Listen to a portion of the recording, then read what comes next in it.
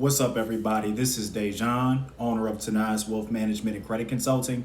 And today's video is about how to remove paid collections. Now, I know I've received a large number of messages in regards to this topic, so I really want to elaborate on how to go about this topic.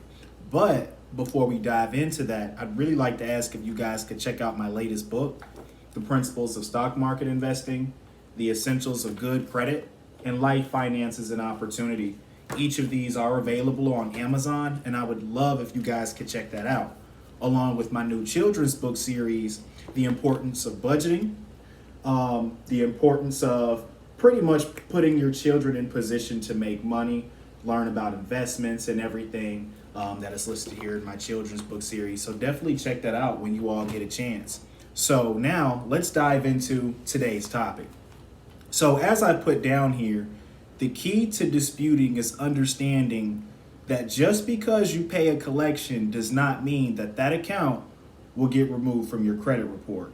Now, keep in mind, when you're dealing with collections of any kind, whether it's already been paid or already charged off on your credit, keep in mind that just because you pay the debt does not mean that it'll get removed.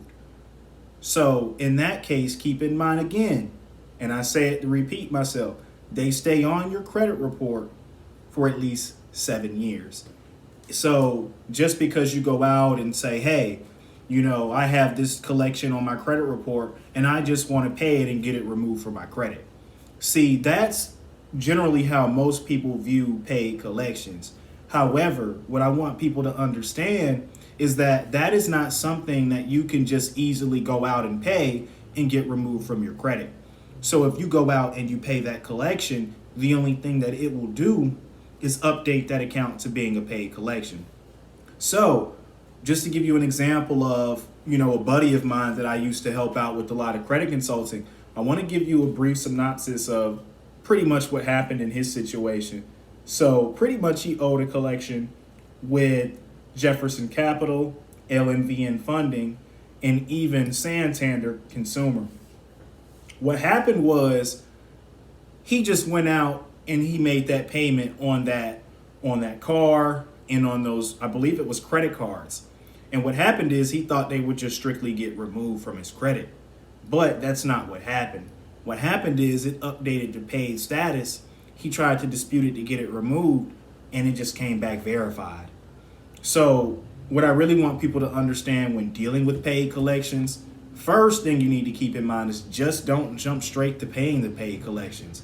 You want to reach out through a debt validation letter or send some kind of letter to that agency to validate if you owe that debt. That's the first things first. Don't jump out and pay, because if you jump out and pay, you're validating the debt. If you're going to pay anything on a collection agency with a third party individual, make sure it's your last resort. Don't make it the first thing you do. This is where so many people have issues with credit because they think the solution is just going out and paying those derogatory accounts. Unfortunately, that's not the solution to a lot of things that's going on today. So like I said, you always want to start off with a debt validation letter to put the creditor or the agency in position to validate this debt. I do it all the time. Even last week with Best Buy, I had a client that had an $850 charged off credit card. Well, instead of us just jumping the gun and paying for that debt, I sent the debt validation out to Best Buy. Best Buy wasn't able to validate the debt. The account got removed from that individual's credit report. So it's all about putting yourself in the best position as possible to dispute these negative items without having to, one, pay, because paying already validates that you owe the debt. Doing that remains on your credit report for 7 years. You want to send a debt validation letter. If your debt validation letter is actually verified, which isn't likely to happen most times for most agencies, then that will put you in a position to come up with some type of pay for delete or some type of negotiation. Now, if that becomes your last resort, what you want to do with that agency or that creditor is put them in position to not only negotiate or come up with a lesser amount to pay, but also requesting if that can come with complete removal of the account. So just because they said they'll settle for less doesn't mean you should take it. You should always take it if they acknowledge that they will remove the account from your credit report. And you want to make sure you receive this in writing, because so many people get finessed through doing stuff like this. So I want to give you all the game on how to remove paid collections. Don't just go out and pay it. Some people will tell you just pay it and it'll come off. That's not always the case. So I want you guys to really take some time to think about what you're doing. So if you have any questions in regards to how you can remove these accounts, my team can definitely help you. Tinae'sWM.net. It will be down in the description box below. So definitely check out my website or reach out to me at 904-708-8082. Again, that's 904-708-8082.